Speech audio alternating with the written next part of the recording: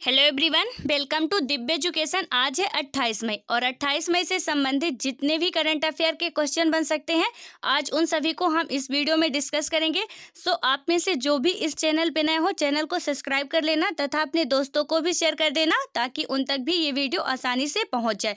बात करें कल के अभ्यास क्वेश्चन की, तो कल का अभ्यास प्रश्न था, खेलों को उद्योग का दर्जा देने वाला भारत का पहला राज्य है। ए में था हरियाणा, बी में था महाराष्ट्र, सी में था मिजोरम और डी में था केरल। तो इसका राइट आंसर हो जाएगा मिजोरम। राइट, इसकी व्याख्या की बात करें तो मिजोरम मंत्रिमंडल ने राज्य में खेल क्षेत्र को बढ़ावा देने के लिए हाल ही में खेलों को उद्योग का दर्जा दिया है।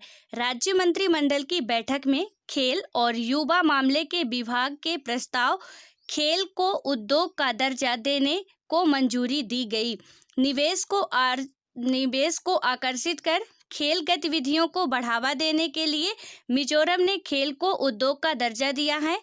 मिजोरम ऐसा करने वाला देश का पहला राज्य है।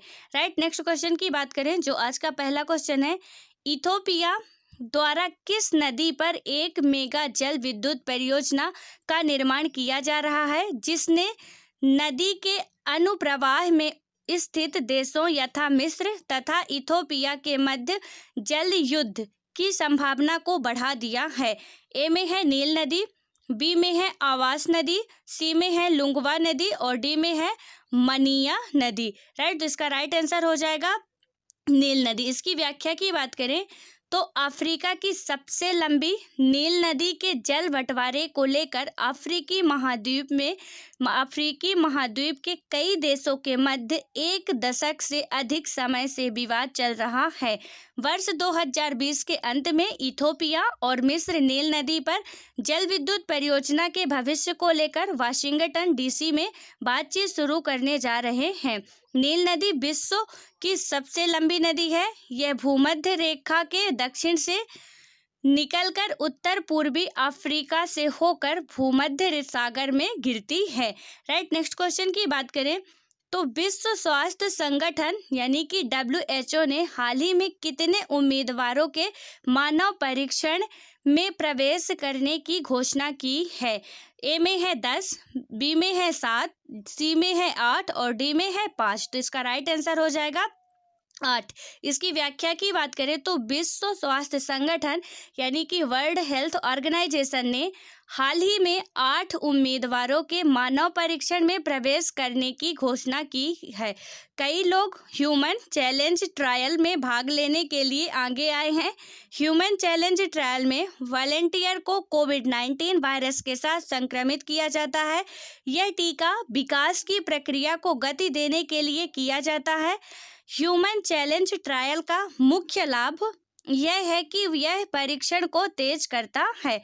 राइट, नेक्स्ट क्वेश्चन की बात करें तो भारतीय सेना में अफसर और महिला शांति दूत उत्तराखंड की किस मेजर को संयुक्त राष्ट्र यानी कि UN सैन्य gender advocate of the year के अवार्ड से सम्मानित करेगा। तो ए में है सुमन गवनी, बी में है सुमन त्यागी, सी में है कोमल सचदेवा और डी में है गीता सेठी। तो इसका राइट आंसर कौन सा हो जाएगा? सुमन गवनी।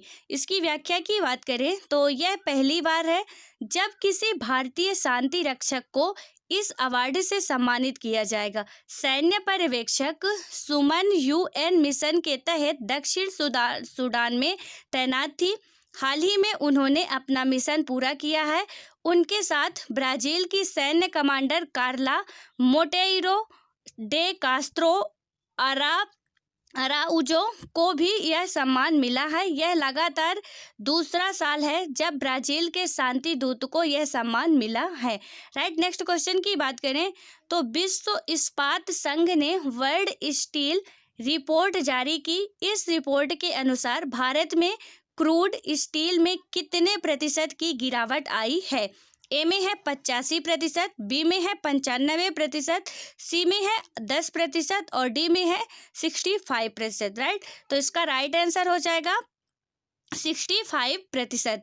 इसमें व्याख्या की बात करें तो अप्रैल 2020 के दौरान भारत का इस्पात उत्पादन 3.13 मिलियन टन था।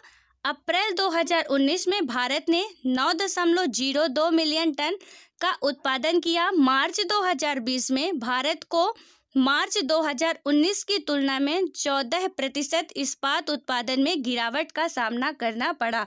इस रिपोर्ट में यह भी कहा गया है कि वैश्विक इस्पात उत्पादन में 13% की गिरावट आई है।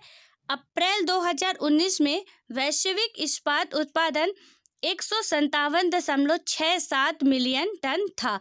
राइट, नेक्स्ट क्वेश्चन की बात करें तो अंतर्राष्ट्रीय गुमशुदा बाल दिवस निम्न में से किस दिन मनाया जाता है? ए में है 10 जनवरी, बी में है 25 मई, सी में है 15 मार्च और डी में है 25 अप्रैल। तो इसका राइट आंसर कौन सा हो जाएगा? 25 मई। इसकी व्याख्या की बात करें तो प्रत्येक साल 25 मई को विश्व स्तर पर अंतर्राष्ट्रीय गुमशुदा बाल दिवस के रूप में मनाया जाता है। यह दिन उन गुमशुदा बच्चों के लिए मनाया जाता है जो किसी तरह अपने घर पहुंच चुके हैं। उन लोगों को याद रखने के लिए जो अपराध के शिकार हैं और उन लोगों की तलाश करने के प्रयास जारी रखने के लिए जो अभी भी लापता हैं। इस दिन को मनाए जाने की घोषणा साल 1983 में अमेरिकी राष्ट्रपति रोनाल्ड रीगन द्वारा की गई थी। राइट, नेक्स्ट क्वेश्चन की बात करें तो हाल ही में किस देश ने कहा कि वह कोरोना वायरस वैश्विक महामारी से निपटने के लिए पाकिस्तान के प्रयासों में मदद के लिए उसे $60 लाख देगा? ए में है नेपाल, बी में है भारत, सी में है अमेरिका और डी में है रूस। तो इसका राइट आंसर कौन सा हो जाएगा? अमेरिका। इसकी व्याख्या की बात करें तो पाकिस्तान में भयानक तरीके से फैल रहे कोरोना वायरस के संक्रमण से निपटने के लिए अमेरिका $60 लाख की सहायता राशि देगा। अमेरिका ने पाकिस्तान को आर्थिक मदद देने का ऐलान किया है।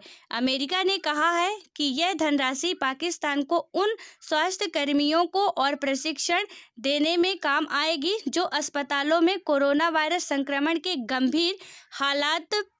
गंभीर हालत वाले मरीजों की देखभाल करते हैं। उन्होंने कहा कि इससे चिकित्सा केंद्रों में कोरोना वायरस फैलने से रुकेगा। इसके नेक्स्ट क्वेश्चन की बात करें तो हाल ही में किस देश के राष्ट्रपति ने ओपन स्काई संधि से अलग होने की चेतावनी दी है? ए में है नेपाल, बी में है भारत, सी में है बांग्लादेश और डी में है अमेरिका। तो इसका राइट आंसर कौन सा हो जाएगा? अमेरिका। व्याख्या की बात करें तो अमेरिकी राज्य सचिव के अनुसार अमेरिका के इस फैसले का कारण रूस द्वारा लगातार खुले तौर पर इस संधि का उल्लंघन किया जाना है। यह संधि सदस्य देशों को एक दूसरे की सीमा में सैन्य गतिविधियों की जांच के लिए निगरानी उड़ानों की अनुमति देती है। हालांकि निगरानी उड़ान शुरू करने से एक निर्धारित अवधि के पहले संबंधित देश को इसकी सूचना देना अनिवार्य है। इस संधि की अवधारणा शीत युद्ध के शुरुआती वर्षों के दौरान अमेरिकी राष्ट्रपति डोवाइट आइजनहावर ने प्रस्तुत की थी। इस संधि का उद्देश्य सदस्य देशों के बीच विश्वास को बढ़ाना और परस्पर सहयोग से अंतर्राष्ट्रीय स्थिरता को मजबूती प्रदान करना है।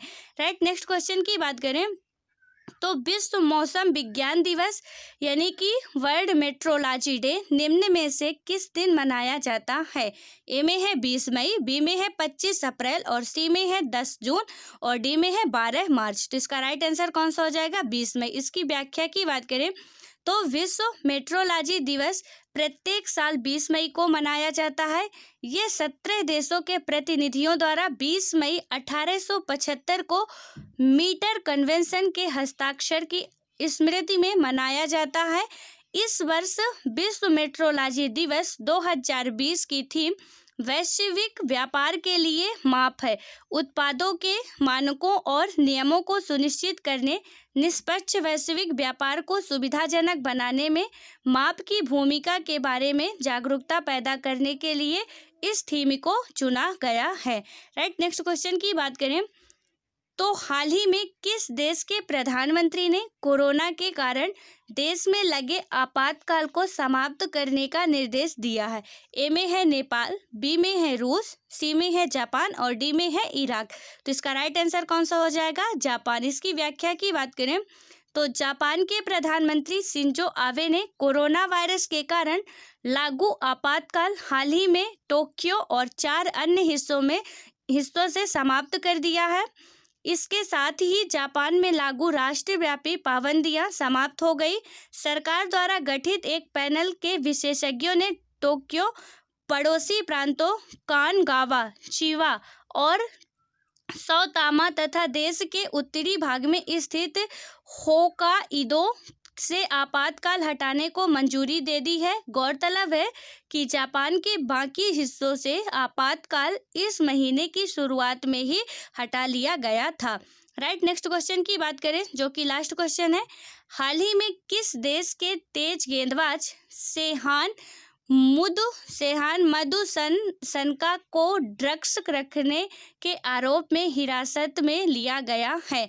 ए में है ऑस्ट्रेलिया, बी में है इंग्लैंड, सी में है बांग्लादेश और डी में है श्रीलंका। तो इसका राइट आंसर कौन सा हो जाएगा? श्रीलंका। इसकी व्याख्या की बात करें तो श्रीलंका के तेज गेंदबाज सेहान मधुसनका को ड्रग्स रखने के आरोप में हिरासत में लिया गया है। श्रीलंकाई क्रिकेट बोर्ड ने तेज गेंदबाज सेहान मधुसनका को हर तरह की क्रिकेट से तत्काल प्रभाव से बैन कर दिया है।